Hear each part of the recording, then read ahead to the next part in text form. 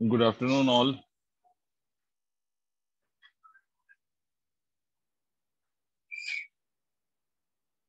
Let us start today's discussion. जहां तक मुझे याद है कि last time we started LC oscillation or discussing LC oscillation, right? Yes, sir. ठीक है, तो LC oscillation पे फर्दर डिस्कशन करके इसको खत्म करते हैं, फिर उसके बाद ट्रांसफार्मर है हमारा topic, and then this chapter will be over. तो चलो देखते हैं. LC oscillation में मैंने आपको लास्ट टाइम ये बता दिया था कि whenever you allow a capacitor to discharge through an inductor, so in that case electrical oscillations are produced, and that is known as LC oscillation. Basically LC oscillation basically क्या है? तो LC oscillation basically एक ऐसा process है जिसमें आप capacitor को discharge करते हो through an inductor. Charge capacitor when it is connected to an inductor, so it starts discharging itself through an inductor. Then once it is completely discharged, then the current flows due to the inductor and it again charges itself, where the process continues, and finally you get electrical oscillations of some frequency, and this process is called as basically LC oscillation. The LC oscillation में equation form करेंगे. तो इस equation को form करने के लिए you need to understand the analogy of this LC oscillation. Analogy of LC oscillation with a spring block system. Analogy with a spring block system. You need to understand this oscillation by this spring block system, which you may have studied in class 11th. 11th में आपने इसको शायद देखा होगा. 11th in the chapter of SHM आपको ये कराया जाता है. Spring block system is the basic system which we basically discuss in the chapter of SHM, and in that case we discuss the time period, we discuss the frequency of that oscillation and all those things. तो देखो, अगर मान लो कि आपने एक spring ले लिया and you connect that spring with a block. Let the block has a mass of m, और ये पोजीशन है जिसमें spring is in its natural length. Spring अभी अपने नेचुरल लेंथ में है. अगर स्प्रिंग अपने नेचुरल लेंथ में है तो मैं ये कह सकता हूं कि ब्लॉक पे net force will be zero, and this position of the block where the net force on the block is zero is known as equilibrium position. इसको हम जनरली कौन सा पोजीशन कहते हैं? तो it is called as equilibrium position. Once you displace the block so that spring is either elongated or it is compressed, या तो spring elongate हो जाए या spring compress हो जाए. In both the situations, what will happen? A spring will exert the force on the block to bring it back towards its mean position so that a spring can regain its natural length. Basically, आपने ये system पढ़ा होगा ना कि अगर आप इस block को मूव करा दें, डिस्प्लेस करा दें फ्रॉम इट्स मीन पोजीशन, अगर आप इस ब्लॉक को मीन पोजीशन से डिस्प्लेस करोगे तो either spring will be elongated और इट विल बी कंप्रेस्ड. दो में से कोई एक काम होगा. या तो स्प्रिंग इलोंगेट हो जाएगी या स्प्रिंग कंप्रेस हो जाएगी. दोनों में से कोई एक फिनोमेना होगा. ठीक है, तो अगर आपने इस ब्लॉक को मूव कराया है, डिस्प्लेस किया है from its mean position so that spring is elongated, let's say कि स्प्रिंग को आपने इलोंगेट कर दिया, and when you release this block, so what will happen? Spring will experience a force towards the equilibrium position, and this force will be applied on the block by this spring, which is also called as restoring force of the spring. Spring इसको फिर वापस लाने की कोशिश करेगा, लेकिन होगा क्या कि during this process this block will gain some velocity. तो ये वापस आके मीन पोजीशन पे रुकेगा नहीं. It will overshoot this mean position. मतलब स्प्रिंग इलोंगेट हुई है, ब्लॉक जब डिस्प्लेस हुआ है, let's say this is the elongation. अब जब आपने इसको छोड़ दिया तो it is experiencing the restoring force due to the spring. अब ये यहाँ पर मीन पोजीशन पे वापस आएगा तो फोर्स तो जीरो हो जाएगा, but velocity will not become zero. भाई अगर ये मीन पोजीशन पे आ गया मतलब spring regains its natural length. Once the spring regains its natural length, the force on the block due to the spring will become zero. But this doesn't means that कि velocity of the block will become zero. भाई अगर force zero हो गया तो velocity zero हो गई, ऐसा नहीं है ना. तो यहां पर आके इस पे फोर्स तो जीरो हो गया बट वेलोसिटी जीरो नहीं हुई. तो क्या करेगा ये मूव करने लगेगा and it will start compressing the spring. ये स्प्रिंग को क्या करने लग जाएगा? कंप्रेस. क्लियर है? फिर स्प्रिंग जब कंप्रेस हो रही होगी तो स्प्रिंग इस पे फोर्स लगाएगी. देखो मोशन ब्लॉक का इधर है, this is the direction in which the block is moving, और स्प्रिंग जो फोर्स लगाएगा obviously that will be opposite to the velocity of the block. And in this process, the spring block will start retarding. I mean, the velocity of the block will start decreasing and finally it will stop. रुक गया block एक finally stop point पे जाके रुक जाएगा because its velocity will become 0.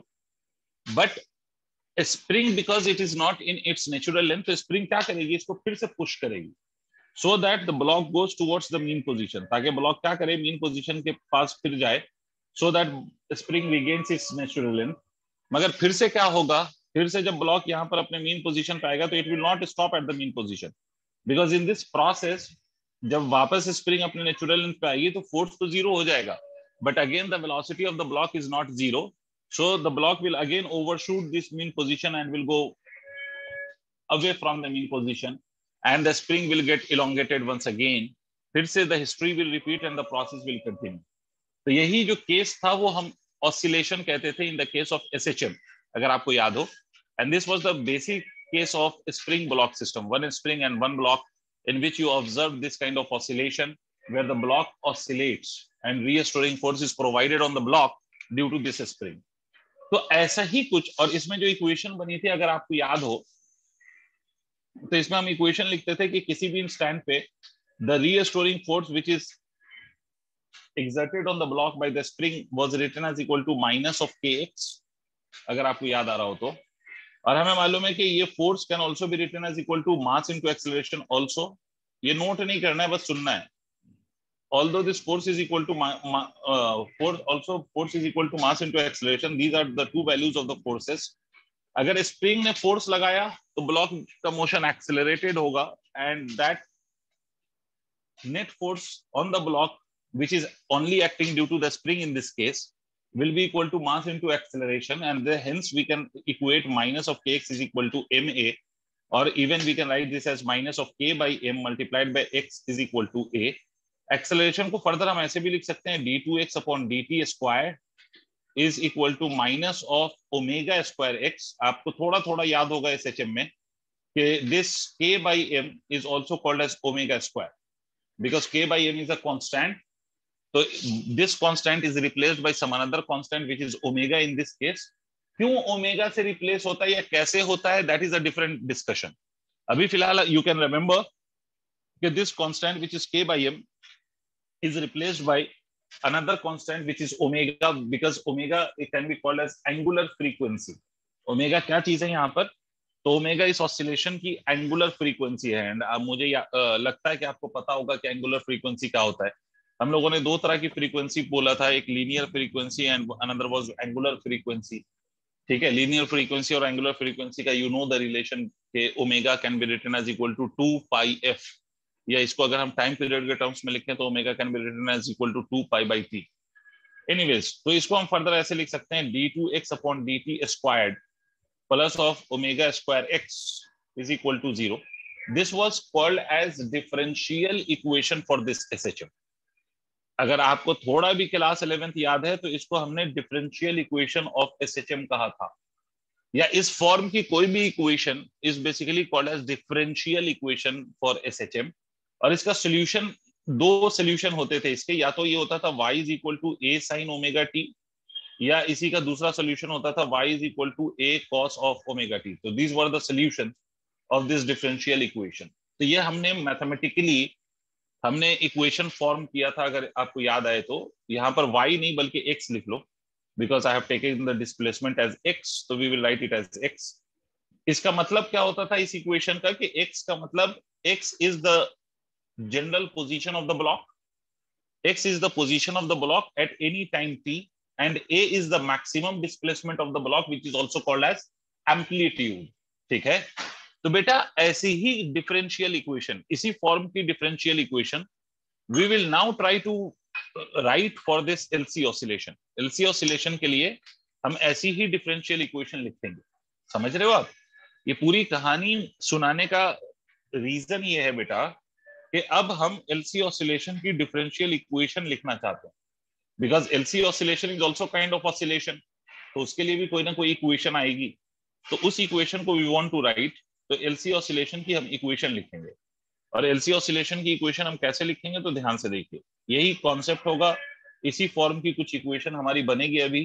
तो इसलिए इसको बताया गया ताकि आपको कुछ चीजें याद आ जाएं क्लास 11th में भी आपने यही पढ़ा था in the case of simple spring block system, वहां भी आपने इक्वेशन बनाया था which was called as differential equation for that system. वैसी ही इक्वेशन यहाँ पर भी we will try to form which will be called as the differential equation for LC oscillation in this case. तो देखो एलसी ऑसिलेशन में आपको पता है कि we have an inductor whose inductance is something L, we have a capacitor which is initially charged and it has a charge of q naught, let's say q naught is the maximum charge that the capacitor has at t equal to 0. This is the situation at t equal to 0. आपको पता है कि जैसे ही हम किसी भी charge capacitor को we connect it with an inductor, तो क्या होता है सर, जैसे ही हम इंडक्टर के साथ कनेक्ट करते हैं तो this capacitor start discharging itself because एक करंट फ्लो करने लगेगा सर्किट में and the cause for this current would be the capacitor for the first time, right. तो बेटा किसी भी इंस्टेंट पे, ये तो t इक्वल टू 0 पे सिचुएशन है। अब अगर हम मान लें कि एट एनी टाइम t, किसी भी टाइम t पर let current in the circuit is I, तो मैं उस करंट को ऐसे लिख सकता हूं minus of dq by dt. Can anybody tell me why did I put a negative sign with this dq by dt? Why I'm putting a negative sign with the dq by dt? Can anybody tell me? Anyone? Sir current क्योंकि induce हो रहा है और opposite direction में induce होता है। This is the current at any time t and the cause for this current is the capacitor this time, right? हम inductor में ईएमएफ की बात नहीं कर रहे हैं, हम कह रहे हैं कि जो सर्किट में कैपेसिटर फ्लो करेगा वो किसी भी टाइम t पर that current will be written as rate of flow of charge, क्योंकि charge will flow due to the capacitor. ये बताया था आपको, क्योंकि कैपेसिटर के पॉजिटिव प्लेट को अगर आप देखो तो it is at higher potential, negative plate is at lower potential and initially the capacitor is charged, so there is a potential difference between the two plates of the capacitor, so current will flow because of the flow of this charge. तो अगर current flow करेगा charge के flow करने से तो current flow करेगा circuit में। अब पॉइंट ये है कि इस करंट को हम जानते हैं कि current is equal to dq by dt होता है, बिकॉज अगर whenever the current flows due to the flow of the charge, so of course we can say the current would be equal to rate of flow of charge. So why I'm putting a negative sign before this rate of flow of charge? dq by dt के साथ minus sign क्यों लगाया?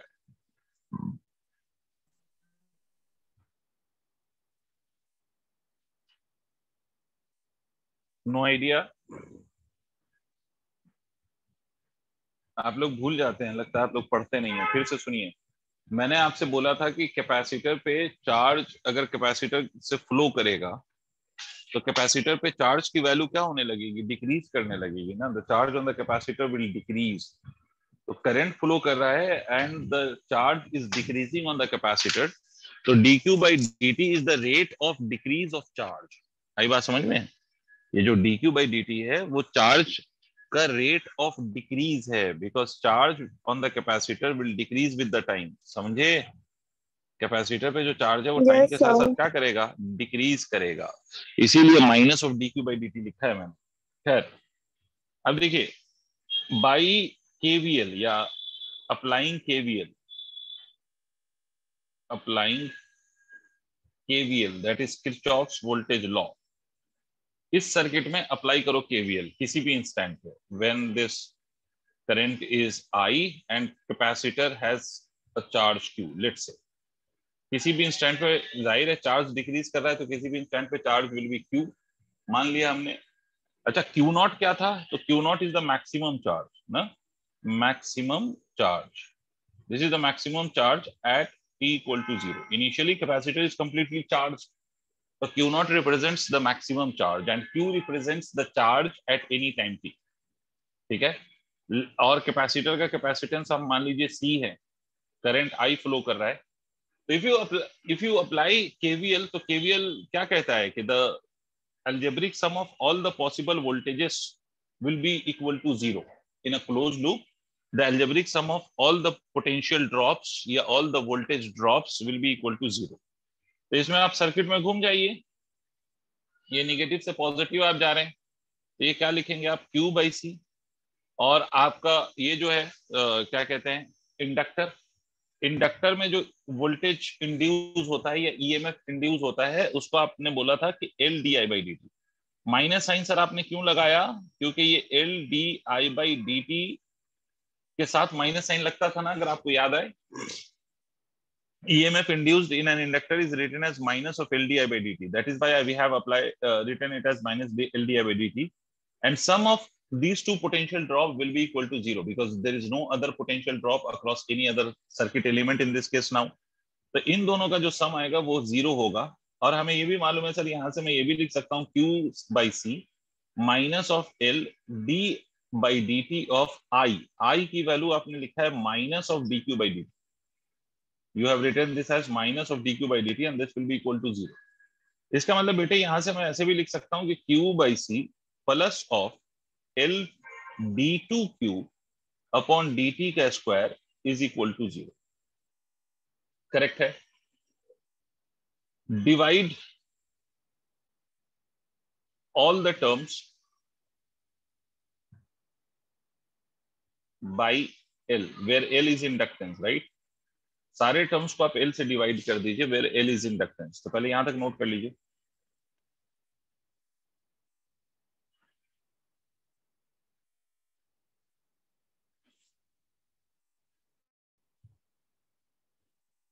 सारे terms को आप L से divide कर दीजिए।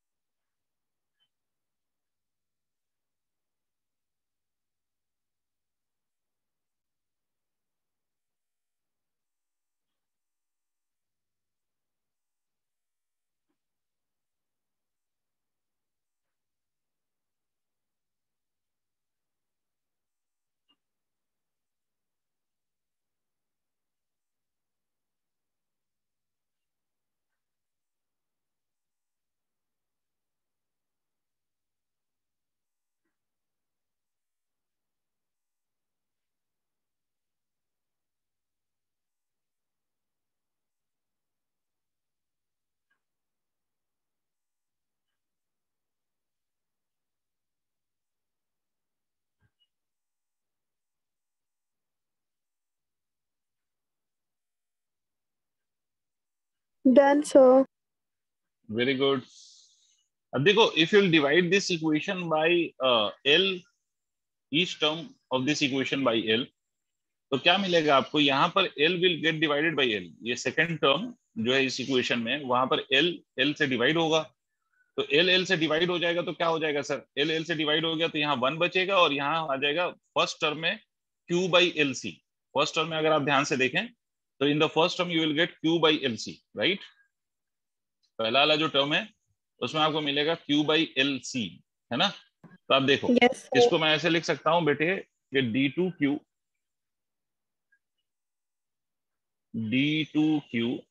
अपॉन dt का square plus of Q by L C is equal to 0। अगर आप थोड़ा सा अपने दिमाग पे जोर डालें तो आपको याद आएगा कि सर हम लोगों ने पढ़ा था कि resonance frequency is written as equal to 1 upon under root L C, if you remember that. ठीक है? अगर थोड़ा सा दिमाग Yes, पे जोर sir. डालो तो you will be able to recollect that कि resonance frequency was equal to 1 upon under root L C. From this we can write resonance frequency the square will be equal to 1 upon L C. इसका मतलब है कि I can replace this 1 upon L C by omega square. तो मैं इसको ऐसे भी लिख सकता हूं d2q upon dt squared plus of omega square. Remember that it is resonance frequency is equal to 0। ये जो इक्वेशन आई है बेटा, this is the differential equation for LC oscillation. अभी आपको बताया था ना, जैसा मैंने दिखाया था कि स्प्रिंग ब्लॉक सिस्टम में आपको ये ऐसा ही डिफरेंशियल इक्वेशन मिला था। If you can remember d2x upon dt square plus of omega square x is equal to 0, ये डिफरेंशियल इक्वेशन आपको वहां मिला था। और यहाँ पर इस एलसी ऑसिलेशन Yes, का जो sir. डिफरेंशियल इक्वेशन है वो क्या है sir? The differential equation of this LC oscillation, इस एलसी ऑसिलेशन का differential equation is in terms of charge. और ये इक्वेशन कहता है कि d2q अपॉन dt का square will plus of omega square q will be equal to 0। तो मैं ये कह सकता हूं कि ये क्या बन गया सर? तो this will be called as differential equation for LC oscillation. ये डिफरेंशियल इक्वेशन है किसके लिए? For LC oscillation. I hope आपको मेरी बात समझ में आ गई। अब देखो बेटा, अगर ये डिफरेंशियल इक्वेशन है एलसी ऑसिलेशन के लिए, तो हर इक्वेशन का कुछ ना कुछ तो सोल्यूशन होता है। तो इस इक्वेशन का भी तो कुछ सोल्यूशन होगा। तो आपको अभी बताया था कि कोई भी डिफरेंशियल इक्वेशन अगर इस फॉर्मेट का दिखे आपको, तो इसके दो सोल्यूशन हो सकते हैं, या तो कॉस के टर्म्स में या साइन के टर्म्स में। ठीक है, दोनों सोल्यूशन पॉसिबल हैं।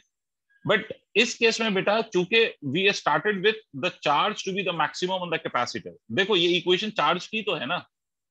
देखो दो पॉसिबिलिटी है कि आप ये कह सकते हो कि किसी इंस्टेंट पे जो चार्ज होगा वो लिखा जाएगा Q is equal to Q not times of sine of omega T. This will also be the solution for this equation. दूसरा सोल्यूशन क्या है इस इक्वेशन के लिए? तो दूसरा सोल्यूशन ये भी हो सकता है, और we can even write Q is equal to Q naught times of cos of omega t. We have two solution for this equation in terms of cos और in terms of sin. दो solution है भाई। मगर यहां पर आपने condition क्या लगाई है? कंडीशन आपने ये लगाई है कि जब आपका टाइम जीरो है, तो eight that instant when t is equal to 0 you assume the charge on the capacitor to be maximum. t0 पे आपने कैपेसिटर पे जो चार्ज माना है वो मैक्सिमम है। तो अगर आपने t0 पे सर चार्ज को मैक्सिमम माना है ऑन द कैपेसिटर, तो आप सिंपली क्या कहेंगे इस केस में? तो देखो दोनों इक्वेशन में कौन सी हम यहां पर सिलेक्ट करें? देखो बेटा, अगर इस इक्वेशन में आप देखो, इक्वेशन फर्स्ट इक्वेशन में अगर t0 रखो, देखना पहले, नोट मत करना, सुनना। In Q is equal to Q not sine omega T, if t is equal to 0, अगर मैं t को 0 पुट कर दूं, तो what will you get? You will get this as equal to Q is equal to Q naught sin of 0, और sin of 0 is 0। इसका मतलब होगा कि charge will be equal to 0। इसका मतलब अगर मैं Q is equal to Q naught sin omega t लिखता हूं, तो Q is equal to Q naught sin omega t में मैं ये कह सकता हूं कि भाई मेरा चार्ज t0 पे कितना है? 0। बट एक्चुअली में मेरा क्या है? एक्चुअली में ये है कि जब t0 है तो उस वक्त charge was the maximum, right? तो यहाँ पर जो आपकी सुटेबल इक्वेशन है, that is not Q is equal to Q not sine of omega T, rather the suitable equation is Q is equal to Q not cos omega T. कैसे sir? अगर मान लीजिए इस इक्वेशन में put t equal to 0, t को अगर मैं 0 रख दूं, तो ये क्या हो जाएगा? ये हो जाएगा Q not times of cos of 0। Q not times of cos of 0, cos 0 की वैल्यू कितनी होती है? तो as cos 0 is equal to 1, cos 0 is equal to 1, तो Q को हम क्या लिख सकते हैं? Q नॉट लिख सकते हैं यानी। और यही हमने माना भी है कि t0 पर जो हमारा चार्ज है वो मैक्सिमम है। इसीलिए हम इस डिफरेंशियल इक्वेशन का सोल्यूशन हम किसको मानेंगे? Q is equal to Q not cos of omega T. इसका मतलब इस एलसी ऑसिलेशन में चार्ज टाइम के साथ ऑसिलेट कर रहा है, और चार्ज ऑसिलेट कर रहा है तो उस चार्ज की वैल्यू किसी भी इंस्टेंट ऑफ टाइम में can be calculated by this equation Q is equal to Q not cos of omega T. इससे आप किसी भी इंस्टेंट पे चार्ज की वैल्यू कैलकुलेट कर सकते हो। आई होप आपको मेरी बात समझ में आ गई होगी। किसी भी इंस्टेंट पे अगर मुझे चार्ज निकालना है, तो we can find this charge by using this equation. ठीक है? Yes sir. Yes sir.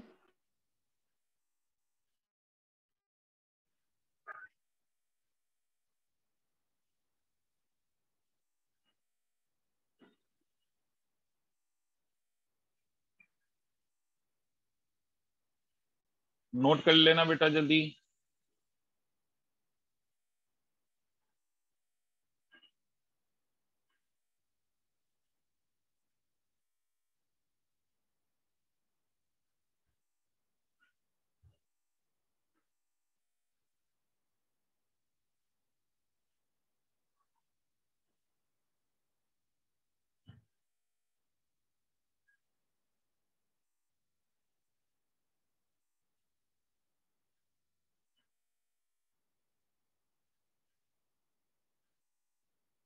Done sir.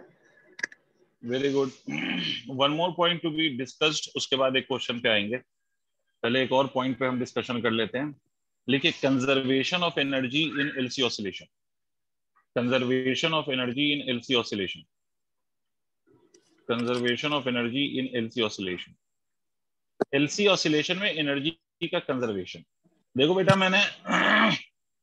मैंने आपको बताया था कि एक्चुअली में जो हमारा एलसी ऑसिलेशन होता है, उसमें प्रैक्टिकली अगर हम देखें तो एनर्जी कंजर्व नहीं रहती है, due to the resistance of inductor as well as due to the resistance of the wire which connects capacitor and inductor together, तो एनर्जी आपकी कंजर्व नहीं रहती है ना, यही बताया था अगर आपको याद हो तो। लेकिन हम लोग जो एलसी ऑसिलेशन पढ़ रहे हैं, we are assuming the resistance of wire as well as of inductor to be negligibly small. तो इस केस में हम ये अज्यूम कर सकते हैं कि हमारी जो एनर्जी है वो कंजर्व है, ठीक है। वी आर अज्यूमिंग दैट क्या energy is conserve and that will prove that कि एनर्जी जो है हमारी वो कंजर्व है। क्लियर है, एनर्जी हमारी कंजर्व है।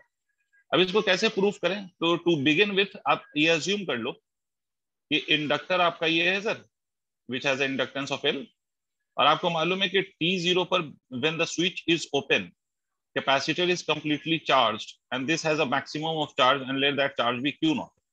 क्लियर है, तो आप ये कह सकते हो कि एट t इक्वल टू 0 जो पूरी की पूरी एनर्जी है आपकी वो किस फॉर्म में स्टोर्ड है इन द सर्किट, तो undoubtedly that is stored in the form of electrical energy.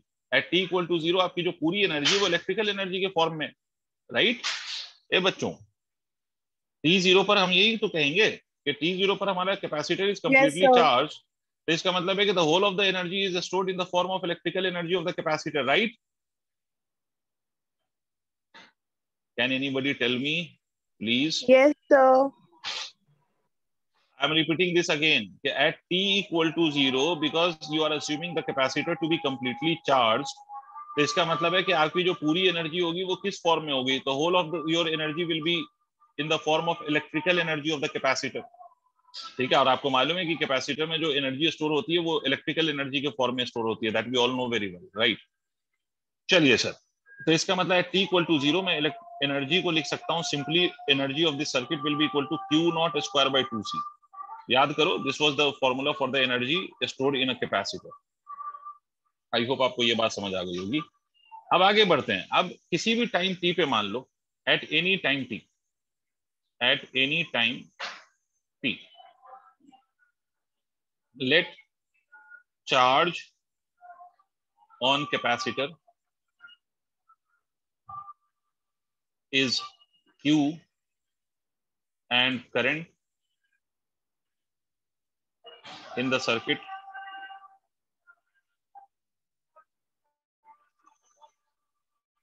is I। हम मान लेते हैं कि किसी भी इंस्टेंट पे जो हमारा कैपेसिटर पे जो चार्ज है वो हम मान लेते हैं कि सर क्या हो गया, तो अनडाउटेडली कैपेसिटर पे चार्ज चेंज होगा विद द टाइम, तो let that charge be equal to q। और हमने क्या दूसरा मान लिया बेटा, तो हमने दूसरा क्या मान लिया, तो हमने दूसरा ये मान लिया कि जब चार्ज चेंज हो रहा है तो undoubtedly current will flow from the circuit, right. तो करंट सर्किट से फ्लो करेगा, तो हमने ये मान लिया कि भाई करंट सर्किट में फ्लो करेगा, तो let at that instant the current is equal to I है। क्लियर हो गई बात, है ना बच्चों? Yes, तो इस sir. इंस्टेंट पे मैं ये कह सकता हूँ कि आपकी जो एनर्जी Yes, sir. होगी that will be in the form of electrical energy of the capacitor plus of magnetic energy of the inductor, because इस इंस्टेंट पे करंट भी फ्लो कर रहा है। तो अगर बिकॉज करंट फ्लो कर रहा है तो हम ये कह सकते हैं कि भाई इस बारी जो एनर्जी है you will be having two energies at a time, electrical energy भी होगी और साथ साथ मैग्नेटिक एनर्जी भी होगी। आई होप आपको मेरी बात समझ में आ गई हो। तो दो एनर्जी है, दोनों एनर्जी होंगी वहां पर, ठीक है। अब इस इंस्टेंट पे हम टोटल एनर्जी अगर लिखें और वो टोटल एनर्जी अभी भी इनिशियल एनर्जी के इक्वल आ गई अगर, तो हम कहेंगे कि एनर्जी कंजर्व्ड है। अगर ये टोटल एनर्जी इनिशियल एनर्जी से कम आ गई तो हम कहेंगे कि एनर्जी का लॉस हुआ है, और अगर ये टोटल एनर्जी इनिशियल एनर्जी से ज्यादा आ गई तो हम कहेंगे एनर्जी का गेन हुआ है। अगर एनर्जी का गेन हो जाए तो वो तो वैसे ही कंजर्वेशन ऑफ एनर्जी को मतलब वायलेट कर देगा। क्यों वायलेट कर देगा? बिकॉज एनर्जी कभी भी क्रिएट नहीं हो सकती ना, तो अगर एनर्जी इंक्रीज हो रही है इसका मतलब है कि एनर्जी क्रिएट हो रही है, and you can not create energy, right. neither you can destroy energy, you can only transform its form from one form to another form। तो देखो इस इंस्टेंट पे बस हमें ये शो करना है कि अभी जो टोटल एनर्जी है which is in the form of magnetic energy of the inductor and electrical energy of the capacitor, उसका सम उतना ही है जितना इनिशियल एनर्जी, बस ये शो करना है। तो चलो शो करते हैं। तो हम लिखेंगे Q square by 2c plus of half into L into I square, ये तो लिखेंगे। सही है बच्चों? भाई इंडक्टर की energy half L I square होती है, पता नहीं होती है या नहीं।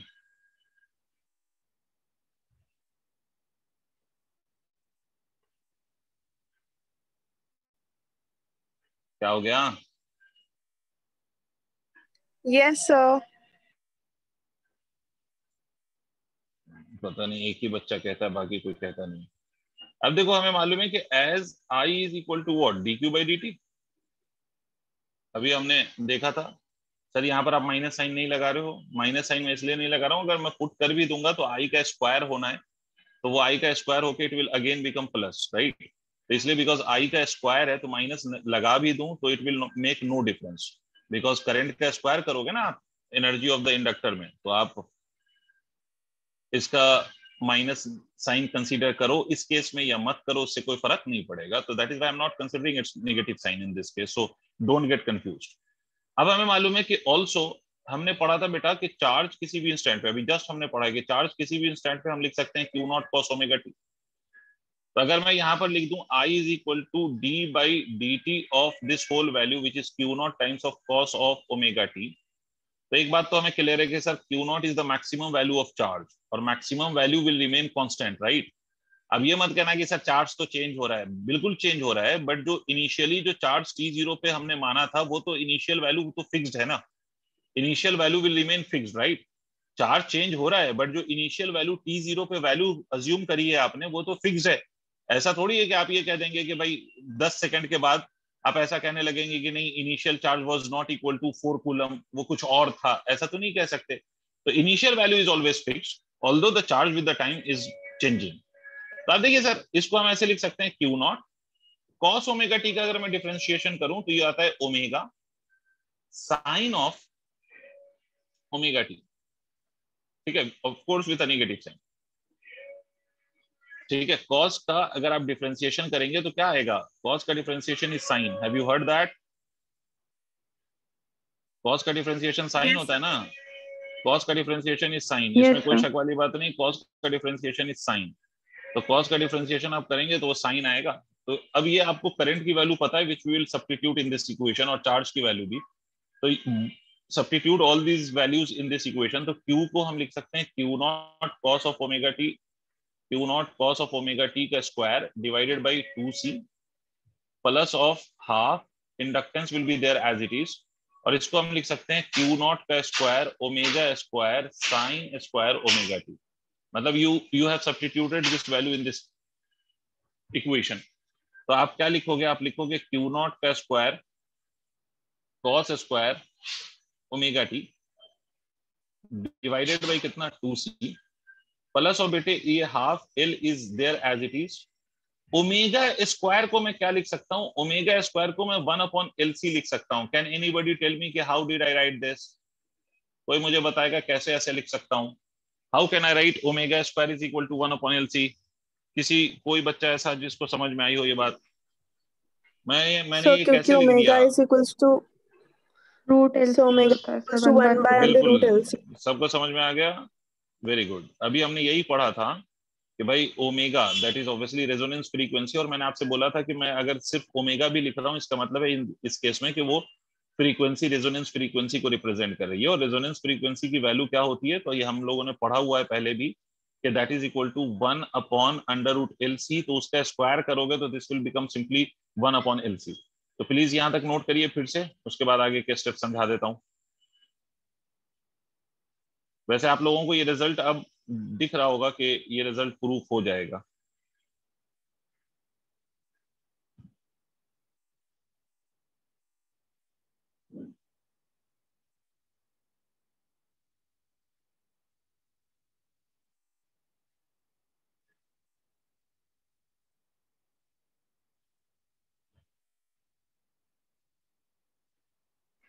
Done sir. वेरी गुड, सबने कर लिया? Yes sir, done.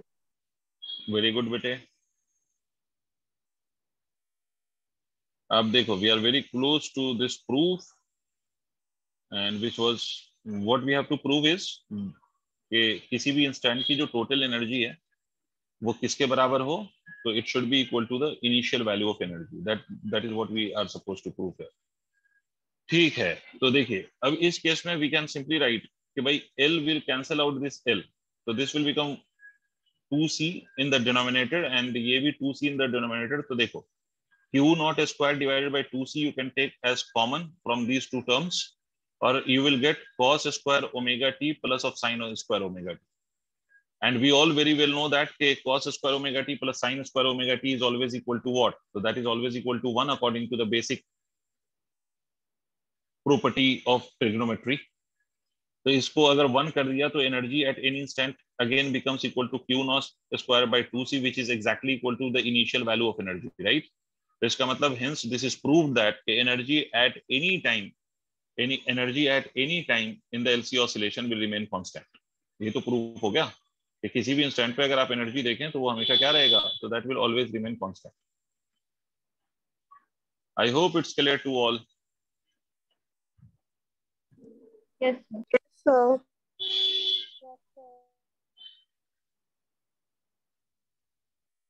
सब नोट कर लो.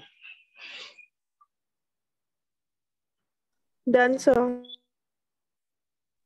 Okay, very good. अब एक बात याद रखना बेटा, although we have proved this के in LC oscillation energy will always remain constant, but याद रखना बेटा this is not the real case. ये हमने जो proof किया है it is with the assumption that हमने क्या लिया है कि our simple assumption is that कि हमारा जो resistance है, whether the resistance of the inductor or the resistance of the connecting wire is negligibly small. So we have neglected that resistance and in that case only this energy will remain conserved. But अगर आप इसको अगर real circuit के साथ इसको observe करने की कोशिश करो तो उस केस में inductor also has some resistance and the connecting wire also has got some resistance. तो उस केस में आप ये ऑब्जर्व करोगे कि एनर्जी का लॉस होगा और इसी को हमने डैम्ड ऑसिलेशन का नाम दिया था, अगर आपको याद आए तो. एनीवेज, तो ये आपका हो गया एलसी ऑसिलेशन की कहानी. This was the story of LC oscillation. One question which we are supposed to solve in this case, उसके बाद फिर फर्दर हम ट्रांसफार्मर पे डिस्कशन करेंगे. ठीक है, तो एक क्वेश्चन लिखिए आप लोग.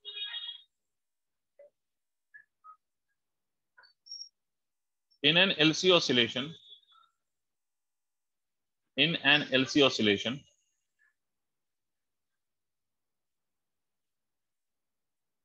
a capacitor of capacitance C in an LC oscillation, a capacitor of capacitance C is discharged through an inductor, is discharged through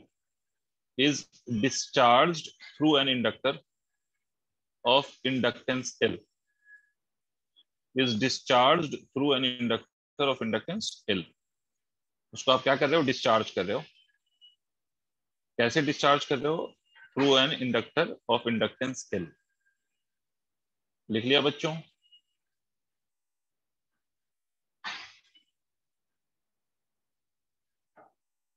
find values of time. लिख लिया हो तो आगे क्या सेंटेंस बोल रहा हूं? Find values of time. Find values of time. Find values of time at which find values of time at which energy is find values of time at which energy is completely magnetic. पहला लिखिएगा find values of time के बाद लिखिएगा पहला energy is completely magnetic. लिख लिया? Energy is completely magnetic. उसके बाद लिखिए एनर्जी इज कंप्लीट. लिख लिया बेटा? Yes, sir. Yes, sir. Energy is completely electrical. दूसरा लिखिए एनर्जी इज कंप्लीटली इलेक्ट्रिकल.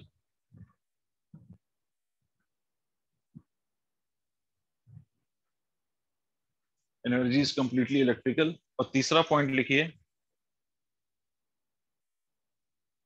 तीसरा पॉइंट लिखिए half of the energy is electrical and half is magnetic. Half of energy is electrical and half is magnetic. Half of energy is electrical and half is magnetic. चलिए पहले इस question को हम समझते हैं. ये जो क्वेश्चन मैंने आपको दिया है, this is from NCERT. And this question is from the exercise of NCERT. तो पहले तो let us understand this question कि भाई ये question है क्या, what the question is demanding in this case. आपको मालूम है कि सर एनर्जी जो है वो कभी कंप्लीटली इलेक्ट्रिकल हो जाती है, कभी कंप्लीटली मैग्नेटिक हो जाती है, और कभी वो इलेक्ट्रिकल डिक्रीज हो रहा होता है और मैग्नेटिक इंक्रीज हो रहा होता है, या कभी ऐसा हो रहा होता है कि मैग्नेटिक डिक्रीज हो रहा होता है और इलेक्ट्रिकल इंक्रीज हो रहा होता है। तो ठीक है, तो ये हम लोगों ने एक्चुअली में पढ़ा है। एलसी ऑसिलेशन में यही तो होता है कि energy sometimes becomes completely electrical, sometimes it becomes completely magnetic, and remaining times it will be some portion of it will be electrical and some portion of it will be magnetic. यही तो हम लोगों ने पढ़ा था। अब देखो sir, इस केस में जो क्वेश्चन आपसे पूछ रहा है वो ये पूछ रहा है कि you have a simple LC oscillation circuit.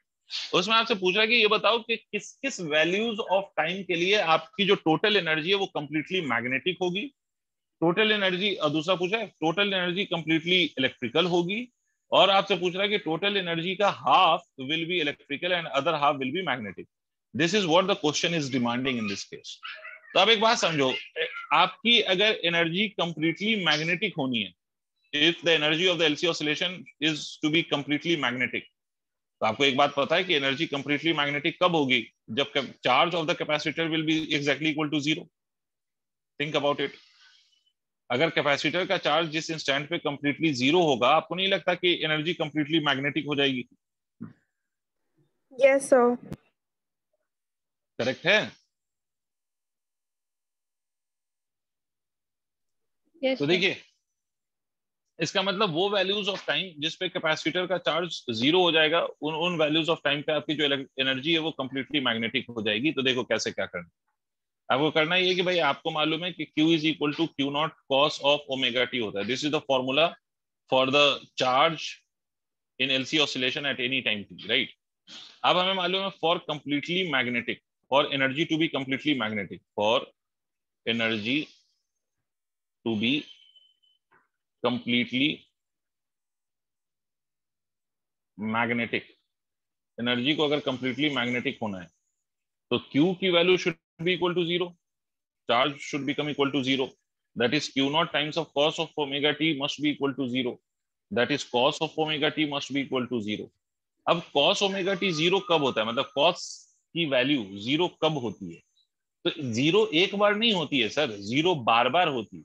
cos की वैल्यू या sin की वैल्यू जीरो एक बार नहीं होती है, cos की वैल्यू या sin की वैल्यू जीरो बार बार होती है। ठीक है, बात याद रखना। आप लोग पढ़ते हो ना cos 90 जीरो है, तो ये सिर्फ एक बार जीरो थोड़ी होगा, ये बार बार जीरो होगा। Did you understand? तो इसकी जनरल इक्वेशन क्या होती है, इस बात को याद रखिए। इसकी जनरल इक्वेशन आप लिख सकते हैं cos ओमेगा टी अगर जीरो है तो आपके जो एंगल की वैल्यू है ना, ओमेगा टी की value, that will be equal to what? देखो पाई बाई 2 पे जीरो हुआ,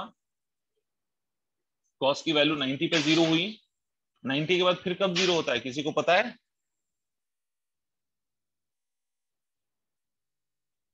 नाइन्टी के बाद फिर कब जीरो होता है?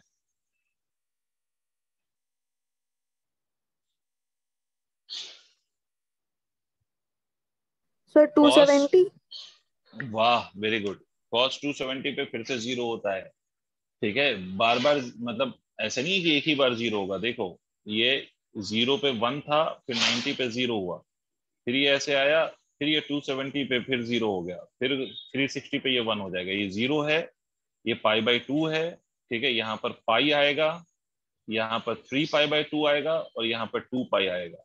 ठीक है, तो ये बार बार जीरो होता है सर, मतलब एक ही बार नहीं होता है, एक साइकिल में 2 बार जीरो होता है। तो इसका एक जनरल इक्वेशन याद रखिएगा, ये आगे भी काम आएगा। वैसे तो वेव ऑप्टिक्स में, वेव ऑप्टिक्स में भी ये काम आएगा। 2n + 1 pi by 2, 2n + 1 pi by 2 कैसे सर? यहाँ पर n can be anything, n can be 0, 1, 2 and so on. n की वैल्यू जीरो रखो, n की वैल्यू को अगर जीरो रखोगे, देखो n को अगर मैंने जीरो रख दिया तो ये पाई बाई 2 हो जाएगा। अगर n जीरो है तो n की वैल्यू अगर 1 रख दो तो क्या हो जाएगा? 2 × 1 + 1, ठीक है, इंटू पाई बाई 2, तो कितना आ जाएगा? 3 पाई बाई 2, मतलब 270 and so on.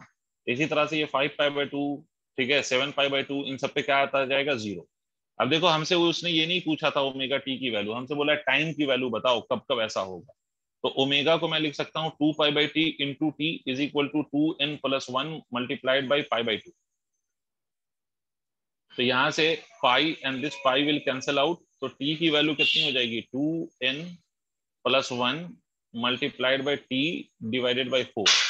These will be the values of time at which the energy will be completely magnetic. क्या मतलब है सर इसका, एनर्जी कहाँ कहाँ मैग्नेटिक होगी? n की वैल्यू 0 रखो तो ये क्या हो जाएगा t/4, n की वैल्यू 1 रखो तो क्या आ जाएगा 3t/4, n की वैल्यू 2 रखो तो क्या आ जाएगा 5t/4 and so on. These will be the values of time at which the energy will be completely magnetic in nature. Clear? Note करिए, फिर इसके दूसरे पार्ट पे आते हैं, फिर उसके बाद थर्ड पार्ट पे आएंगे।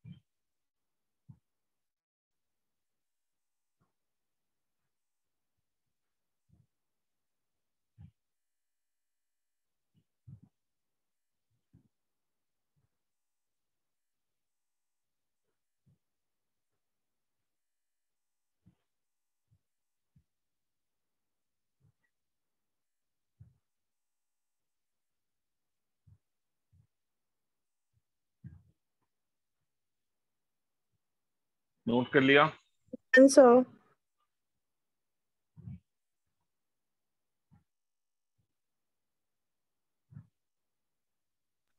Done sir. ठीक है, मूविंग ऑन।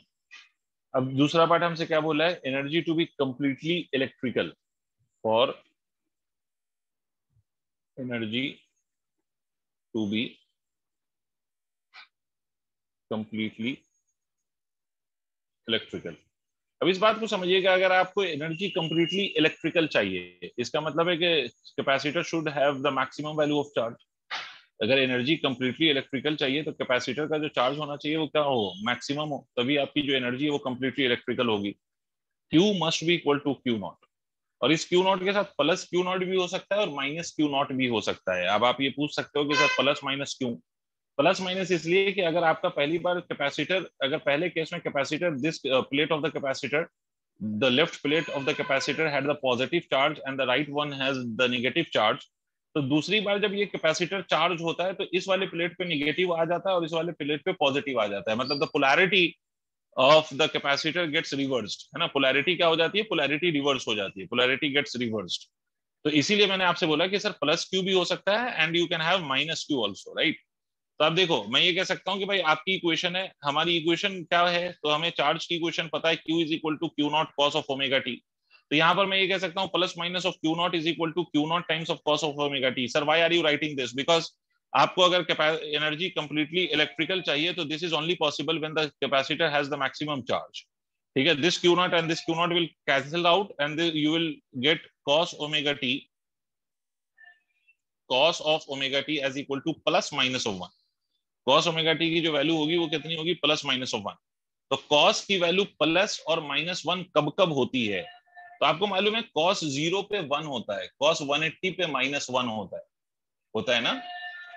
कॉस 0 पे 1 होता है, कॉस 180 पे माइनस 1 होता है, फिर से 360 पे कितना हो जाता है, फिर से 360 पे, बोलो 360 पे फिर से वापस 1 हो जाता है। +1 फिर से सुनो, मैं फिर से बता देता हूँ, ये ग्राफ आता है ना कॉस का, कॉस 0 पे 1 है, ठीक है। फिर यहाँ पर मैंने बोला था 180 पे ये कितना हो जाएगा, -1।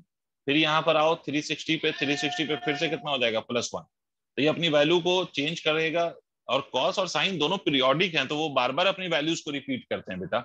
तो omega t plus minus of 1 कब होगा, तो इसके लिए जनरल इक्वेशन है n टाइम्स ऑफ पाई, ठीक है। Where n is again what, where n is equal to 0 1 0 1 2 and so on. देखो n की वैल्यू अगर 0 रखोगे तो ओमेगा टी विल बी 0, मतलब एंगल कितना आ जाएगा 0, और 0 पे आपको मालूम है cos 0 इज 1, ठीक है। उसी तरह से n की वैल्यू अगर 1 रखोगे तो ये हो जाएगा पाई, तो पाई पे भी कितना होगा, पाई मतलब 180, तो कितना आएगा -1। n की वैल्यू 2 रखो, मतलब 2 पाई का मतलब 360, 360 पे फिर से कितना हो जाएगा +1। ठीक है, तो हमें यहाँ पर ओमेगा नहीं पूछा है, हमसे टाइम पूछा है, तो 2 π/t is equal to n pi, pi and pi will cancel out, तो हमारा जो टाइम की वैल्यू आएगी वो कितनी आ जाएगी, that will be equal to n/t/2। These are the values for the time at which you will have the maximum charge on the capacitor, or in other words maximum energy in the form of electrical energy। और यहाँ पर n क्या है, तो n can be any number 0 1 2 3 and so on। इसका मतलब ये हुआ कि t की वैल्यू क्या होगी 0, मतलब टाइम की 0 है तो capacitor is maximum charge and whole energy is electrical in nature. Time n की वैल्यू 1 रखो तो ये t/2, फिर से whole energy will be electrical, time की वैल्यू 2 रखो तो t, and so on। These are the values of the time in terms of capital T, where capital T is time period। ठीक है, capital T क्या चीज है, capital T is time period। तो ये इन वैल्यूज ऑफ टाइम पे क्या हो जाएगा, इन वैल्यूज ऑफ टाइम पे आपकी जो एनर्जी है वो कंप्लीटली इलेक्ट्रिकल होगी।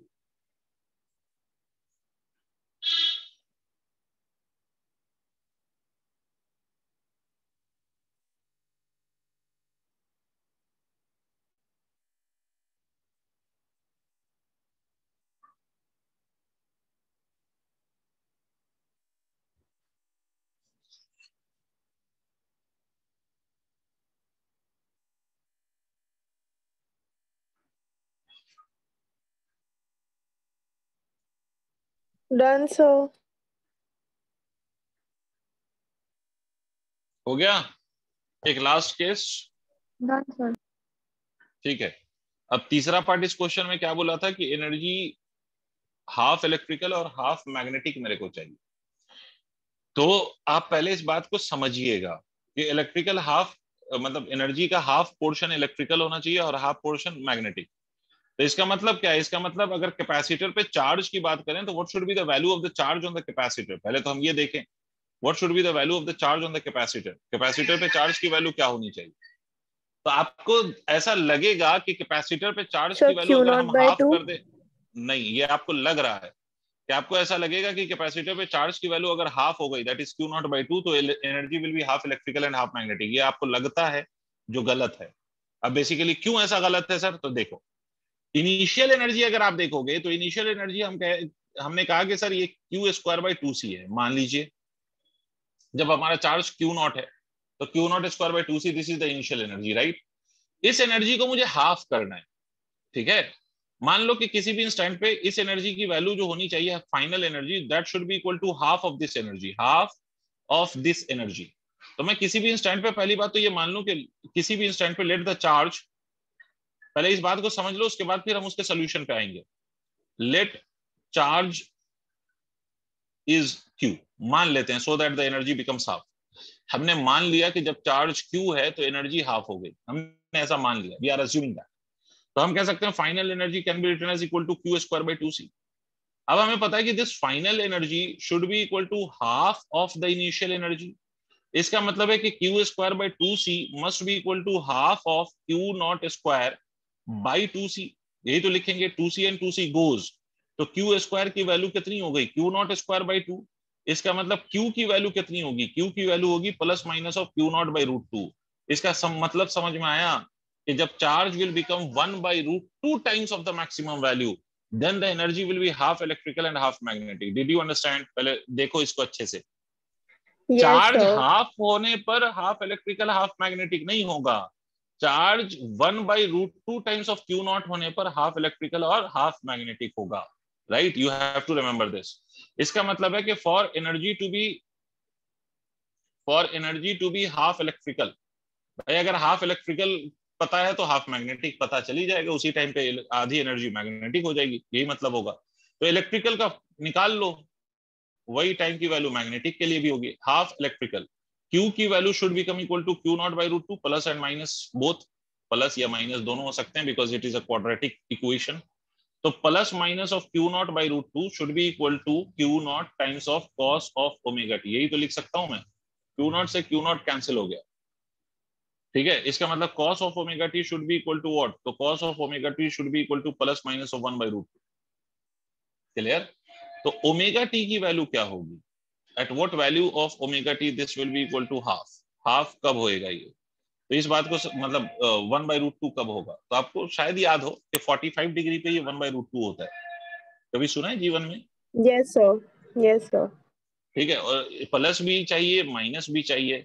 तो इस केस में ये जो रिजल्ट आएगा that will be equal to 2n+1 π/4। π/4 is 45, उसको 2n+1 से मल्टीप्लाई कर दो। मतलब अगर n की वेर अगेन n का क्या मतलब है, where again n is equal to 0 1 2 and so on. n की वैल्यू को 0 कर दीजिए।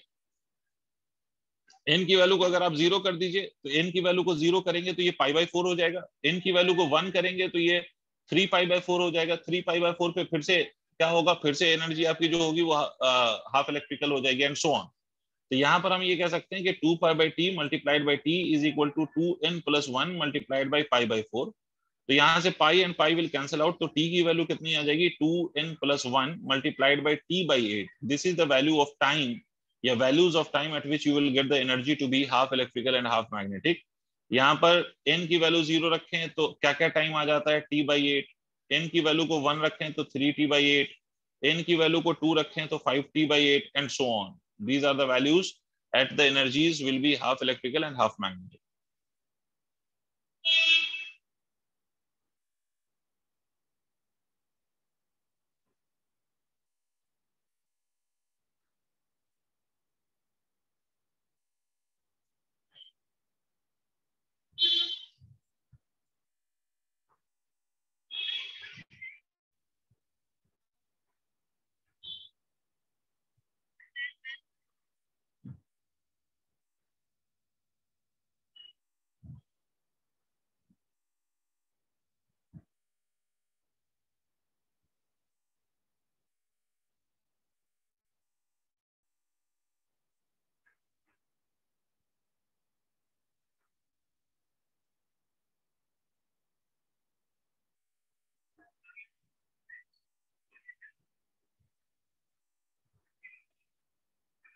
Done, sir.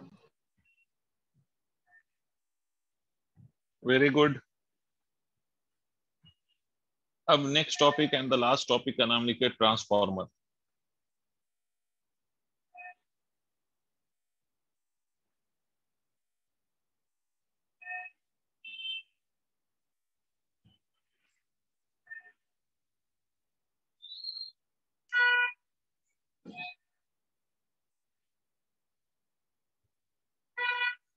ट्रांसफॉर्मर, अब देखिए बेटा ट्रांसफॉर्मर क्या है, आप लोग बचपन से सुनते आ रहे हो। अगर आपको पता हो तो आप लोग बचपन से सुनते आ रहे हो ये नाम ट्रांसफॉर्मर ट्रांसफॉर्मर ट्रांसफॉर्मर उड़ गया है तो इसीलिए Yes, sir. Electric Yes, sir. सुना है आप लोगों ने, इलेक्ट्रिकल सप्लाई डिस्टर्ब हो गई है, ट्रांसफॉर्मर नया लगेगा, ये सब आप सुनते आ रहे हो हमेशा से। तो अब बेसिकली ट्रांसफॉर्मर है क्या, व्हाट इज अ ट्रांसफॉर्मर, ठीक है, तो इस बात को समझते हैं।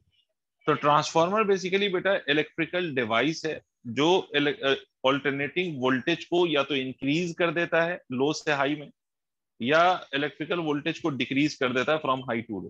ट्रांसफॉर्मर का दोनों काम है, वो ऑल्टरनेटिंग वोल्टेज को इंक्रीज भी करता है और ऑल्टरनेटिंग वोल्टेज को डिक्रीज भी करता है। Increases low voltage to high voltage and high voltage to low voltage, ठीक है। और उसी के अकॉर्डिंग ट्रांसफॉर्मर दो टाइप के होते हैं, एक को स्टेप अप ट्रांसफॉर्मर कहते हैं और एक को स्टेप डाउन ट्रांसफॉर्मर कहते हैं।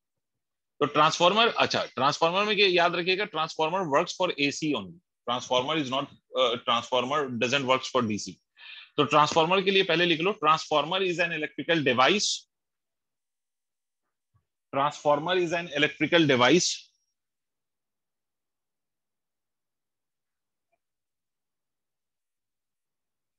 that converts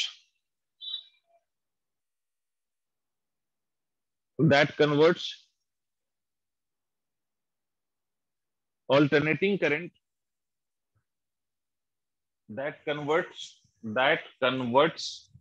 alternating current from low voltage to high voltage and vice versa, from low voltage to high voltage and vice versa, from low voltage to high voltage and vice versa,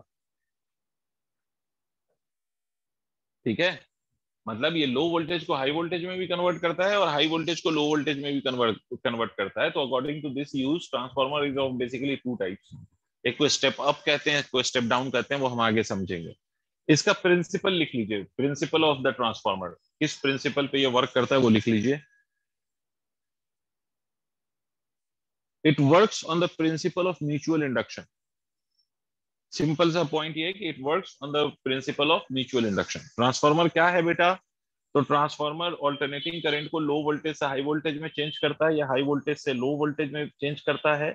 और ये किस इस पे work करता है? तो it works on the principle of mutual induction. अब ये कैसे वर्क करता है, क्या वर्क करता है, इस बात को समझते हैं, इसकी वर्किंग को हम समझते हैं। अब ध्यान से सुनिए इसकी वर्किंग वगैरह कैसी होती है। तो बेसिकली अगर किसी ट्रांसफार्मर को आप देखो तो ट्रांसफार्मर, कभी आप अपना कोई भी इलेक्ट्रिकल वो कुछ भी डिवाइस खोल के देखना या इलेक्ट्रॉनिक डिवाइस खोल के देखना, तो उसके अंदर ट्रांसफार्मर होता है। जैसे टीवी में ट्रांसफार्मर होता है, छोटा वाला ट्रांसफार्मर। आपके जो वो लोकेलिटी में ट्रांसफार्मर इंस्टॉल्ड होता है जिससे इलेक्ट्रिकल सप्लाई होती है, वो ट्रांसफार्मर तो बड़ा ट्रांसफार्मर होता है, उसका काम भी बड़ा है। बट आपके ये जो टीवी वगैरह है इसमें भी ट्रांसफार्मर्स होते हैं, कुछ इलेक्ट्रॉनिक सर्किट्स में भी ट्रांसफार्मर का बेसिकली यूज होता है। तो ट्रांसफार्मर बेसिकली इज देयर, ठीक है। और वो छोटे वाले ट्रांसफार्मर्स होते हैं, वो छोटे वाले ट्रांसफार्मर। तो आप देखो यहाँ पर भी जो हम ट्रांसफार्मर पढ़ रहे हैं उसमें कई सारे अजम्पशंस होंगे बेटा, ठीक है। ये ट्रांसफार्मर्स जो हम पढ़ेंगे उसमें कई सारे अजम्पशन है। इसका मतलब ये ट्रांसफार्मर पढ़ के आप रियल ट्रांसफार्मर को आप नहीं विजुअलाइज कर सकते। द रीजन बीइंग कि रियल ट्रांसफार्मर में बहुत कुछ होता है, बहुत सारे लॉसेस होते हैं जो हम यहाँ पर कंसीडर नहीं करेंगे, ठीक है। वो ट्रांसफार्मर बेसिकली इलेक्ट्रिकल इंजीनियरिंग जो बच्चे करते हैं ना, इलेक्ट्रिकल इंजीनियर्स, उसको बेसिकली वो पूरा एक सब्जेक्ट पढ़ाया जाता है, ट्रांसफार्मर, मोटर, ये सब, ठीक है, इलेक्ट्रिकल मशीन्स के नाम से। तो वो पढ़ाया जाता है। तो अभी तो फिलहाल हम सिर्फ इसका इंट्रोडक्शन समझ लो कि हम उस पर चर्चा कर रहे हैं, और वो भी एक अजम्पशन के साथ। जो अजम्पशन ये होगा कि हमारे कोई भी एनर्जी का लॉस हम कंसीडर नहीं करेंगे। We will assume no loss of energy in any form, ठीक है। तो कैसे काम करता है ये ट्रांसफार्मर, उसको समझने के लिए आप ऐसे देखो कि ये एक ट्रांसफार्मर है, ये आपका आयरन की ऐसे प्लेट होती है जो यहाँ ऐसे बनी हुई होती है, आयरन की प्लेट होती है, ये आयरन की स्ट्रिप्स कह सकते हो एक तरह से। इस पे दो कॉइल इस तरह से लिपटी हुई होती है ऐसे, इसको हम प्राइमरी कॉइल कहते हैं। ये पहले वाली जो कॉइल है that is called as primary coil, और ये वाली जो कॉइल है that is called as secondary coil. ये आपकी दूसरी वाली जो कॉइल है इसको हम सेकेंडरी कॉइल कहते हैं। तो we are having two coils of a transformer, one is called as primary coil, another one is called as secondary coil. Primary coil के साथ वी कनेक्ट द सोर्स, जिसके करंट के वोल्टेज को या तो अप बढ़ाना है आपको या घटाना है, तो we connect it with this primary coil. और इसके अक्रॉस हम लोड कनेक्ट करते हैं। Load is a technical name to any of the electrical appliances that you use, whether वो फैन लगा हो, बल्ब लगा हो, या जो भी लगा हो। कहने का मतलब यहाँ पर हम आउटपुट ऑब्टेन करते हैं, ठीक है। अगर इसके साथ हम बल्ब लगा देंगे तो bulb will be considered as a load, ठीक है। ट्यूबलाइट लगा दें तो tube light will be considered as a load. तो ये बेसिकली ऐसा बना होगा। और ये जो ट्रांसफार्मर का शेप है इसको हम कोर टाइप ट्रांसफार्मर कहते हैं। Core type transformer basically on the basis of construction, transformer are basically two types, एक को कहते हैं कोर टाइप और एक को कहते हैं शेल टाइप। कोर टाइप में प्राइमरी कॉइल और जो सेकेंडरी कॉइल होती है, तो they are wound on two different strips of the iron strip के दो डिफरेंट वो साइड्स पे ये वाउंड होती है। शेल टाइप में क्या होता है? तो शेल टाइप में बेसिकली सेम इस पे सेम लिम्ब पे ही दोनों वाउंड होती है, ठीक है। सेम लिम्ब पे ही दोनों वाउंड होती है। कौन? प्राइमरी और सेकेंडरी भी। ये प्राइमरी भी इसी पे वाउंड होती है और सेकेंडरी भी इसी पे वाउंड होती है, ठीक है। तो बेसिकली हम जो अभी डिस्कशन कर रहे हैं on the basis of construction वो कोर टाइप है। अब देखो बेटा बेसिकली होता क्या है? बेसिकली होता यह है कि सर जब हम इस कॉइल में ऑल्टरनेटिंग करंट फ्लो कराएंगे, तो कॉइल में ऑल्टरनेटिंग करंट अगर फ्लो करेगा तो करंट चेंज कर रहा है, तो करंट चेंज कर रहा है तो मैग्नेटिक फील्ड भी चेंज कर रही है, और मैग्नेटिक फील्ड चेंज करेगा तो मैग्नेटिक फ्लक्स चेंज करेगा। तो मैग्नेटिक फ्लक्स अगर चेंज करेगा इन अ कॉइल 1, तो कुछ फील्ड लाइंस सेकंड से भी तो पास करेगी, नहीं समझे? अगर there is magnetic field in the coil 1, तो there will be some magnetic field induced in the coil 2 as well, right. तो अगर फ्लक्स का चेंज 1 में होगा तो फ्लक्स का चेंज 2 में भी होगा, and because of this flux change there will be an EMF induced in the secondary, and due to this EMF there will be current that will flow into the secondary, and that current can be obtained as an output। समझ रहे हो आप मेरी बात? यहां पर हम ये अज्यूम करेंगे कि ये N1 जो है बेटा, N1 is number of turns in primary coil. ये N1 हम नंबर ऑफ टर्न्स मानते हैं प्राइमरी कॉइल में, और इसी तरह से हम N2 मान लेंगे बच्चे, N2 will be the number of turns in secondary coil, number of turns in secondary coil. तो हम दो कॉइल अज्यूम कर रहे हैं यहाँ पर, एक कॉइल का नाम है प्राइमरी कॉइल, एक कॉइल का नाम है सेकेंडरी कॉइल। तो we have N1 as number of turns in the primary coil, N2 as the number of turns in the secondary coil. अब यहाँ पर एक बात समझना है आपको, हमारा अजम्पशन ये है बेटा यहाँ पर कि whatever is the magnetic field lines passing through this primary coil, the same number of magnetic field lines will pass through the secondary coil। इसका मतलब है हम ये assume कर रहे हैं कि there is no loss of magnetic field lines in going from the primary coil to the secondary coil। समझ पाए मेरी बात भाई? ये assumption हम ले रहे हैं यहाँ पर। देखो ऐसा नहीं होता बेटा कि अगर एक कॉइल के वजह से अगर दूसरे कॉइल में म्यूचुअल इंडक्शन हो, तो बेसिकली ऐसा नहीं होता कि दोनों कॉइल में जो म्यूचुअल इंडक्शन होगा वो जितना मैग्नेटिक फील्ड लाइंस प्राइमरी में पास हो रहा है, एक कॉइल में पास हो रहा है, वो सारी की सारी मैग्नेटिक फील्ड लाइंस दूसरी वाली कॉइल से पास हो, ये जरूरी नहीं है। बात समझ रहे हो? इससे पहले भी हमने जब म्यूचुअल इंडक्शन पढ़ा था in the chapter of EMI, तो हमने ये बोला था कि few of the field lines from one coil will pass through the another coil, but हमने ये नहीं बोला था कि सारी की सारी field lines of the first coil will pass through the second coil, ऐसा तो नहीं बोला था। बट यहाँ पर we are assuming that whatever is the number of field lines associated with primary coil, the same number of the magnetic field lines will be linked to the secondary coil as well। इसका मतलब we are assuming that, this is our assumption, that there is no loss of magnetic field lines in going from primary to the secondary coil। Did you understand? Yes, sir. अब आपको मालूम है कि whenever there will be a change of flux, there will be an EMF induced in a coil। तो we are assuming that के यहाँ पर primary में भी EMF इंड्यूस होगा और सेकेंडरी में भी EMF इंड्यूस होगा। तो हम यहाँ पर ये मानेंगे कि भाई because magnetic field lines I am assuming in the primary and secondary to be same, तो हम ये कह सकते हैं कि जितना फ्लक्स प्राइमरी में होगा उतना ही फ्लक्स हम सेकेंडरी में मानेंगे। देखो EMF हम सेम नहीं मानेंगे, बट फ्लक्स का रेट ऑफ चेंज हम दोनों में सेम मानेंगे। क्यों? क्योंकि मैंने माना है कि जितने प्राइमरी में मैग्नेटिक फील्ड लाइंस है उतनी वो सारी की सारी मैग्नेटिक फील्ड लाइंस किससे पास हो रही है? सेकेंडरी में। And you all know that flux is what? Flux is equal to B multiplied by A multiplied by cos theta. So we are assuming these two coils to be identical in terms of area. We are assuming the same magnetic field lines to be passing through both. Theta will be same of course, क्योंकि दोनों coil के लिए theta जो होगा वो 0 होगा। ठीक है, तो ये इसका मतलब है कि मैग्नेटिक फील्ड लाइन सेम हमने मान लिया, तो इसका मतलब अल्टीमेटली हम फ्लक्स सेम मान रहे हैं। तो जब फ्लक्स सेम मानेंगे तो रेट ऑफ चेंज फ्लक्स का भी सेम मानेंगे। तो इंड्यूस्ड EMF इन प्राइमरी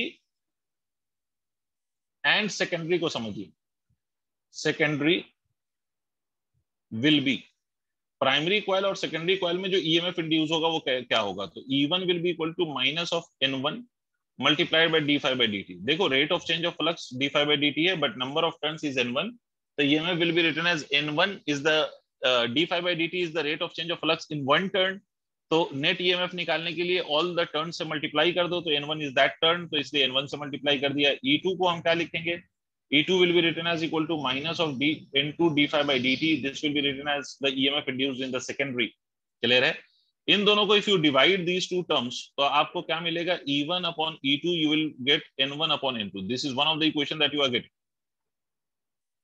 ठीक है, E1 upon E2 is equal to N1 upon E2। समझ में आई बात? Let me call this as equation number 3। But देखो ये जो E1 है this is the EMF in the primary, और E2 जो है वो EMF इन द सेकेंडरी है। सेकेंडरी का EMF E2 है, बट आउटपुट कितना मिलेगा वो कैसे पता चलेगा?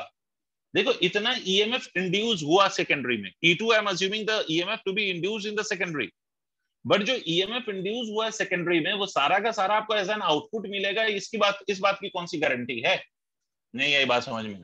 जो भी EMF इंड्यूस हो रहा है सेकेंडरी में वो EMF आपको एज एन आउटपुट मिलेगा, ये बात कैसे समझ में आएगी यहां से? तो इसके लिए हम एक अज्यूमशन फिर से लेते हैं। We assume resistance of coil to be 0। हम रेजिस्टेंस कॉइल का क्या मान लेते हैं? 0 मान लेते हैं। ठीक है, तो अप्लाइंग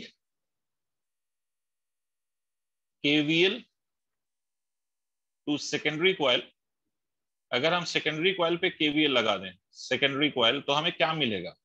सेकेंडरी कॉइल में एज एन आउटपुट जो आपको मिल रहा है वो मान लीजिए ई आउटपुट माइनस ऑफ इस सेकेंडरी कॉइल में जो ईएमएफ इंड्यूस हुआ है, दैट ईएमएफ भी E2। समझ रहे हो आप मेरी बात? E2 this will be equal to IR, but हमने रेजिस्टेंस 0 माना है, तो हम ये कह सकते हैं output voltage will be exactly equal to E2। ठीक है, आउटपुट E2 और आउटपुट आपस में एक दूसरे के बराबर माने जाए। समझ रहे हैं? कुछ हजम हुआ?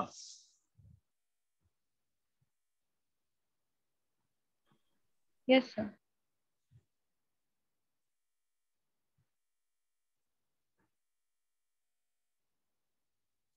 ये नोट कर लो जरा सा जल्दी। Done sir. ठीक है, तो इसका मतलब E2 is nothing but exactly output, right? E2 को हम एग्जैक्टली क्या मान लें? आउटपुट मान लें, और E1 को हम एग्जैक्टली इनपुट मान लेंगे by the same logic. E1 हमारा इनपुट के वैल्यू ऑफ वोल्टेज के बराबर मान लिया जाएगा। क्यों? क्योंकि फिर से हम यही अज्यूम करेंगे, प्राइमरी के केस में भी हम यही अज्यूम करेंगे कि रेजिस्टेंस इज 0।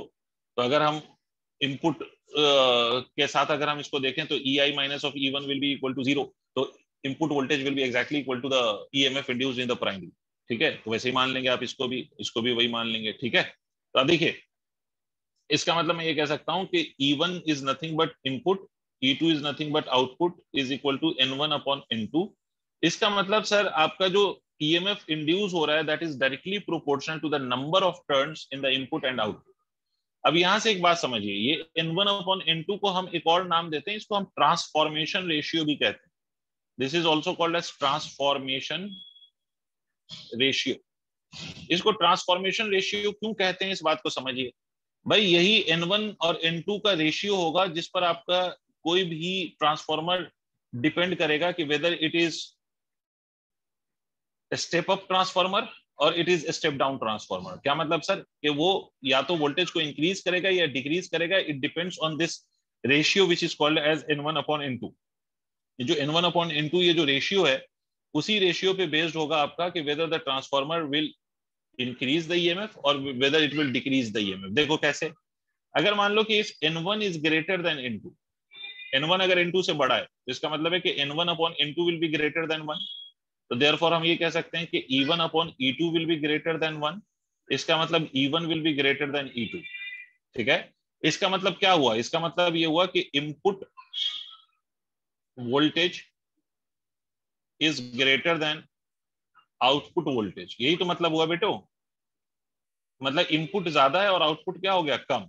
तो इस केस में ट्रांसफॉर्मर कैसा कहलाएगा? तो it will be considered as step down transformer. Step down transformer क्यों कहेंगे? क्योंकि ये वोल्टेज को कम कर रहा है, it is reducing the voltage, तो that is why it will be called as step down transformer. समझ में आई बात? इसी तरह से मेरे बच्चों, अगर इसी का उल्टा केस कर लो आप, उल्टा केस इन द सेंस कि अगर इस बारी आप ऐसा अस्यूम कर लो कि if N2 is greater than N1, या ऐसे मान लो कि if N1 is less than N2, N1 is less than that of N2। ठीक है, तो हम ये कह सकते हैं कि N1 upon N2 will be less than that of 1, ये 1 से छोटा हो जाएगा। और N1 upon N2 अगर 1 से छोटा हो गया, N1 upon N2 becomes less than that of 1, तो इसका मतलब हम ये कह सकते हैं कि भाई E1 upon E2 will also be less than that of 1। इसका मतलब है कि E1 will be less than that of E2। E1 E2 से कम हो गया, इसका क्या मतलब हुआ? इसका मतलब हुआ कि इनपुट आउटपुट से छोटा हो गया, है ना? इनपुट किससे छोटा हो गया? आउटपुट से। तो आप ये कह सकते हैं कि input voltage is less than that of output voltage.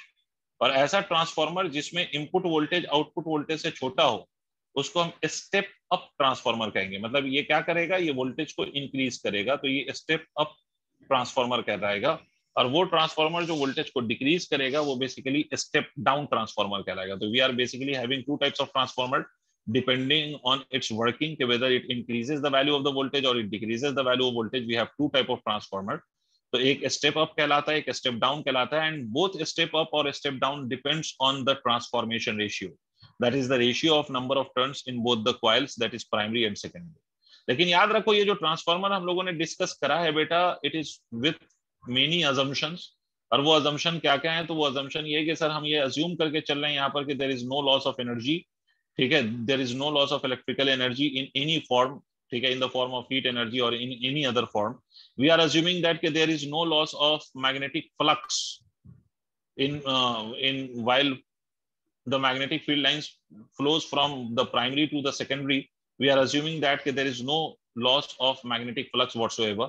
ठीक है, तो मैग्नेटिक फ्लक्स का भी लॉस हम कोई अज्यूम नहीं कर रहे हैं.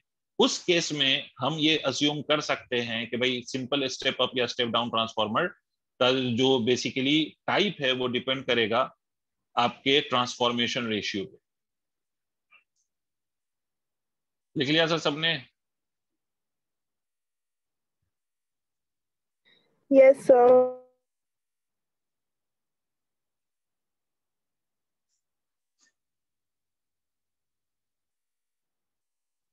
अब एक छोटा सा और पॉइंट सुन लो related to this transformer, because हम ये मान रहे हैं बेटा कि जो हमारा ट्रांसफॉर्मर है हम ये मान के चल रहे हैं. अच्छा, इस ट्रांसफॉर्मर को बेटा आइडियल भी कहा जा सकता है. आइडियल ट्रांसफॉर्मर का मतलब ऐसा ट्रांसफॉर्मर जो एक्चुअली में रियल नहीं है. सिंपल सी बात, जो चीज रियल नहीं है उसी को तो आइडियल कहते हैं आप.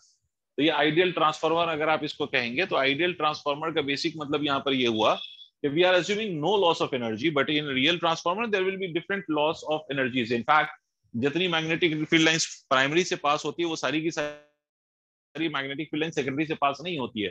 तो there is a loss of magnetic field lines also while the field lines flows from the primary to the secondary, तो उसमें भी लॉस होगा. तो there will be different kind of loss. But जो हम यहाँ पे ट्रांसफॉर्मर मान रहे हैं अकॉर्डिंग टू आवर असम्पशन, ये जो आपका ट्रांसफॉर्मर है this is basically an ideal transformer. ठीक है, तो आइडियल ट्रांसफॉर्मर में इन the case of ideal transformer आप ये भी कह सकते हो कि आपका जो इनपुट पावर है, input power, this input power can also be written as exactly equal to output power. input power को आप किसके बराबर मान सकते हो? output power के बराबर मान सकते हो. ठीक है, कब मान सकते हो? when the transformer is ideal. अगर किसी क्वेश्चन में आपको इनपुट और आउटपुट पावर इक्वल नहीं दिया हुआ, इसका मतलब है कि that transformer is of course not an ideal one. और ऑफ कोर्स दुनिया में कोई भी आइडियल ट्रांसफॉर्मर ऐसा नहीं हो सकता जहां पर एनर्जी का लॉस नहीं हो रहा हो इन अदर फॉर्म्स. ठीक है, तो खैर, तो इनपुट पावर को हम ऐसे लिख सकते हैं E1 I1, और इसको हम लिख सकते हैं E2 I2, that is input voltage multiplied by input current is equal to output voltage multiplied by output current. तो this is the formula for the power. इसको मैं ऐसे भी लिख सकता हूँ E1 upon E2 is equal to, क्या लिख सकता हूँ बेटा, I2 upon I1. This can also be written as equal to N1 upon N2. भाई आपने पढ़ा है कि E1 upon E2 N1 upon N2 के बराबर होता है, और अभी आपने देखा कि E1 अपॉन E2, या एक दो स्टेप में कर देता हूँ इसको, ये आपको ये दिख रहा है, और आप ये ऑलरेडी जानते हो कि ऑल्सो आपको ये मालूम है कि E1 upon E2 is equal to N1 upon N2 भी होता है. तो इससे हम दोनों को रिलेट कर लें तो हम ये कह सकते हैं therefore E1 upon E2 can be written as equal to I2 upon I1 can be written as equal to N1 upon N2. तो ये आप ऐसे लिख सकते हैं. ठीक है, ये आपको काम आ जाएगा किसी किसी क्वेश्चन के लिए. तो this is how you can write. तो ये भी पॉइंट लिख लीजिए आप लोग.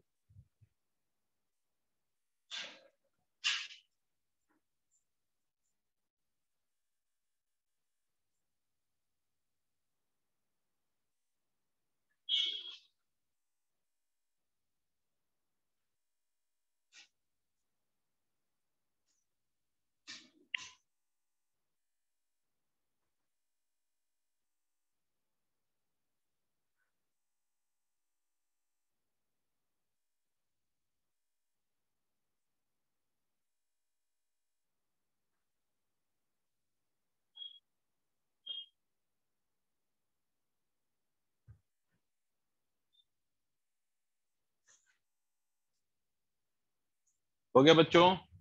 Done, sir. Yes, sir.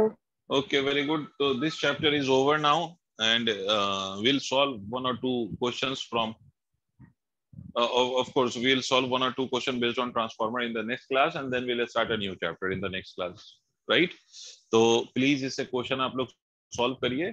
और yes, before we start a new chapter, as I promised कि next class में if